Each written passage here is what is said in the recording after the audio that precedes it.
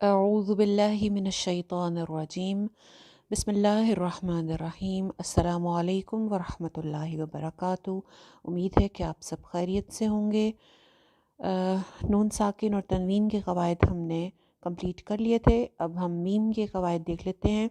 जज़्म वाली मीम के सिर्फ 3 कायदे हैं, बल्कि 3 भी नहीं कहना चाहिए, बेसिकली 2 ही जगह ऐसी हैं जहाँ पे जज़्म वाली मीम के ऊपर हमें गुन्ना करना होता है।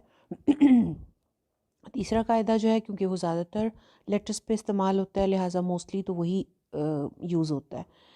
नाम जो है इसके, वो भी मैं आपको थोड़ा सा गाइड कर देती हूँ कि अरबी में होंठों को शफ़ातैन कहते हैं। तो मीम की जो रूल्स आएंगे उनके अंदर शफ़वी का वर्ड यूज़ होगा, शफ़वी।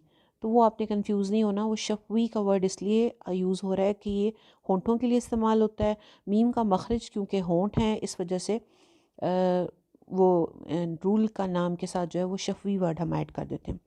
सबसे पहले नंबर 1 पे हमने देखते हैं कि जब कभी भी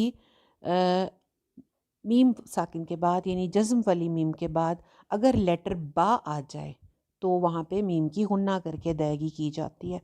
इसको क्या कहते हैं? इख्फ़ा, इख्फ़ा शफ़वी कहते हैं इसको, इख्फ़ा। नून का इख्फ़ा तो आपने पढ़ा है ना, लिहाजा ये जो है मीम का इख्फ़ा है और इसको इख्फ़ा शफ़वी कहते हैं। इख्फ़ा का मतलब क्या होता है? छुपाना। तो इसमें भी यही होता है कि मीम की अदायगी ज़रा छुपे हुए अंदाज में की जाती है, यानी कि होंठों को मुकम्मल तौर पे जो है वो सख्ती से नहीं मिलाया जाता, कंप्लीटली नहीं मिलाया जाता, बल्कि अगर होंठों को थोड़ी नरमी के साथ या होंठों के बीच में थोड़ी सी खला भी बाकी रह जाए तो भी ठीक है। बहुत ही नरमी के साथ होंठों को मिलाया जाता है और फिर जो है वो गुन्ना होता है, इसलिए इसको इख्फ़ा शफ़वी कहते हैं। जैसे कि सामने आपके सामने एक वर्ड लिखा हुआ है, अलैकुम बिवकीलिन, अलैकुम बिवकीलिन, एक अलिफ के बराबर गुन्ना होगा। फ़ाहकुम बैनहुम, फ़ाहकुम सॉरी, बैनहुम वमा हुम बिसुकारा, वमा हुम बिसुकारा। बा की अदायगी जो है वो सख्ती से होगी। बा जो है वो सख्त हर्फ है, लेकिन मीम का गुन्ना करते वक्त आपने होंठों को इंतहाई नरमी के साथ आपस में ज्वाइन करना है। तो ये तो था रूल नंबर 1। यानी जब कभी भी जज़्म वाली मीम के बाद या मीम साकिन के बाद लेटर बा आ जाएगा तो वहाँ हमने उसकी एक अलिफ के बराबर गुन्ना करके अदायगी करनी है।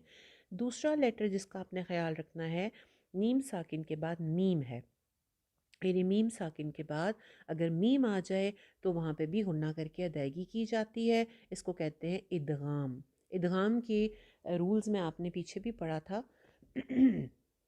कि जब 2 लेटर्स एक जैसे आगे पीछे आ जाएंगे तो वहाँ पे गुन्ना हो जाएगा। तो बिल्कुल उसी तरह आप देख लें, 2 मीम इकट्ठी आ रही हैं, मीम के बाद मीम आ रहा है, तो पिछले मीम को ना पढ़ते हुए अगले मीम को हम 2 मरतबा पढ़ेंगे। अगले मीम पे आपको शद भी नज़र आएगी, इसीलिए इसको इदगाम कहते हैं, इदगाम में शफ़वी। लकुम मा वमा हुम मिनकुम बैनहुम मीसाकुन मिनकुम मरीज़न। ठीक है, तो ये 2 ही लेटर्स हैं जिनका हमने ख्याल रखना है मीम के बाद। नंबर 1 मीम के बाद बा आ जाए तो गुन्ना करके अदायगी करनी है। नंबर 2 मीम के बाद मीम आ जाए तो गुन्ना करके अदायगी करनी है। इन 2 लेटर्स के अलावा यानी बा और मीम के अलावा बाकी जितने भी बचे हुए हरूफ होते हैं उनके ऊपर मीम को खूब वाज़े करके अदायगी की जाती है। इसको इजहार बोलते हैं, इजहार शफ़वी, जो कि आपको नंबर 1 पे नज़र आ रहा है। ज़ालिकुम क़ौलुकुम, यहाँ पे कोई गुन्ना नहीं होगा। ज़ालिकुम क़ौलुकुम लहुम जन्नातुन अलैकुम शहीदन अनअमता, तो कोई भी गुन्ना नहीं होगा। जैसे नॉर्मली हम मीम को पढ़ते हैं बग़ैर गुन्ना के, हमने वैसे पढ़ना है, गुन्ना के साथ नहीं पढ़ना। तो ये तो थे मीम के कवायद, बहुत ही सिंपल और सादे से। सिर्फ 2 लेटर्स का आपने ख्याल रखना है। मीम के बाद, मीम साकिन के बाद अगर बा आ रहा है तो गुन्ना करके अदायगी कर लें। अगर मीम साकिन के बाद मीम आ रहा है तब गुन्ना करके अदायगी कर लें। बाकी बचे हुए तमाम लेटर्स के ऊपर साफ़ सुथरे तरीके से मीम की अदायगी कर दी जाएगी बग़ैर गुन्ना के। ठीक है जी, चलिए आज के लिए इतना काफ़ी है। अस्सलामु अलैकुम वरहमतुल्लाहि वबरकातुहू।